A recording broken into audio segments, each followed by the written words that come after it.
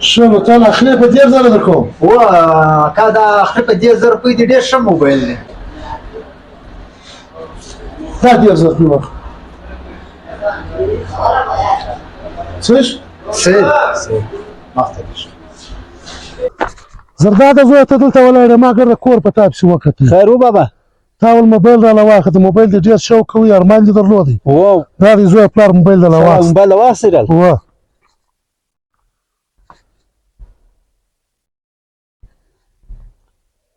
ولې خیر دی؟ خوله دې بڅه ونیوله. نه دې خوښ که چیز دی؟ یا بابا دا نه دی خوښ. ولې زویه په 10,000 روپۍ واخیستې؟ ډېر کلک موبایل دی. یا بابا دا ډېر کمزوری موبایل دی.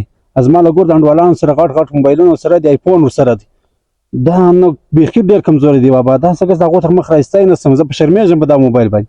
یا زه 10,000 روپۍ دي چې زما څومره حیثیت و، زما څومره آمدني وه، بس د هغه مطابق مې دا موبایل درله واخیست. په 10,000 روپۍ ته هغه څه کوې؟ زوی خپل موبایل استعمالوه. ټیک دی بابا صحیح. زویه به د هغو په دغه کې مه کېږه، بس دا زما د غرونو حیثیت و. سمه ده؟ صحیح.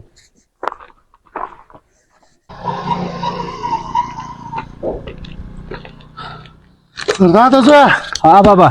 سکوټر خو مې درله واخیستی، خو زده نه و، په پښو مې درله راوستی. تا سکوټر راله واخیست. سکوټر دغه دی زویه، سکوټر مې واخیست.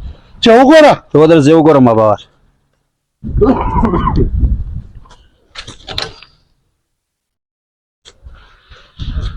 څنګه دی زویه خوښ شو؟ یا بابا نه اوس خوښ.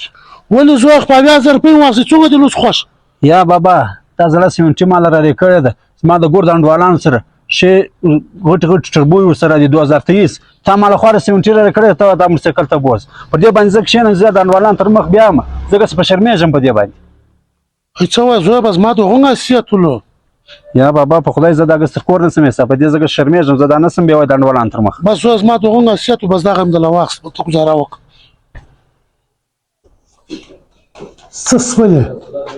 ناوخته یې درځه هغه واده له ځو، ډوډۍ له ځو. ته یوه ګېټه کېږده درته ولاړ. زه بابا.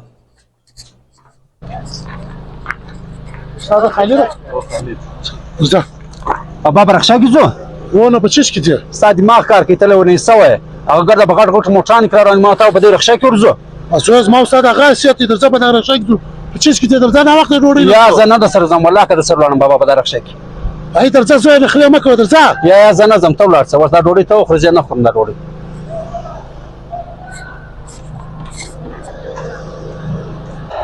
خبره وره، ستا دماغ کار کوي که نه کوي؟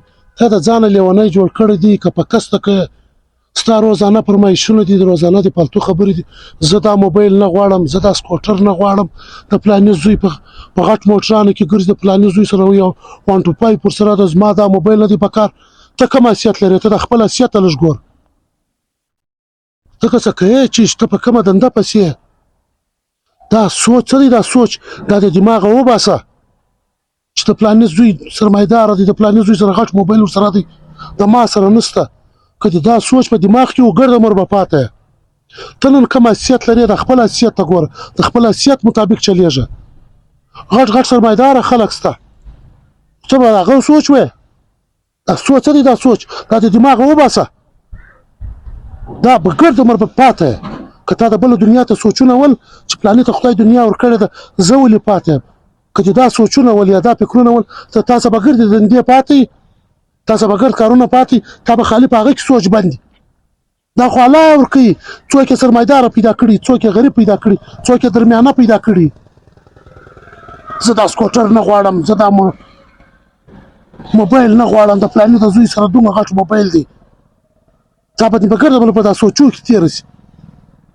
زه چې شم ما ته خپل حیثیت معلوم. ته چې شې تا ته هم خپل حیثیت ومنه. دا سوچ د دماغه وباسه چې د پلاني زوی سرمایدار دی، پلاني ته خدای دنیا ورکړې ده، زه هم غواړم. دا یې الله چاته ورکوي، چاته نه ورکوي. لیونی دې د ځانه جوړ کړی دی، دماغ دې خراب کړی دی. زه څه کوم؟ ورته په کومه دنده پسې اوس که واده له راسره ځې راسره ولاړ شه، که نه راسره ځې دی دې په مخه شه. او دا سوچ د دماغه وباسه چې پلاني ته خدای دنیا ورکړې ده، پلاني ته خدای نه ورکړې. دا الله پاک یې چاته ورکوي، چاته نه ورکوي. صحیح ده بابا، ټیک دی. درځه.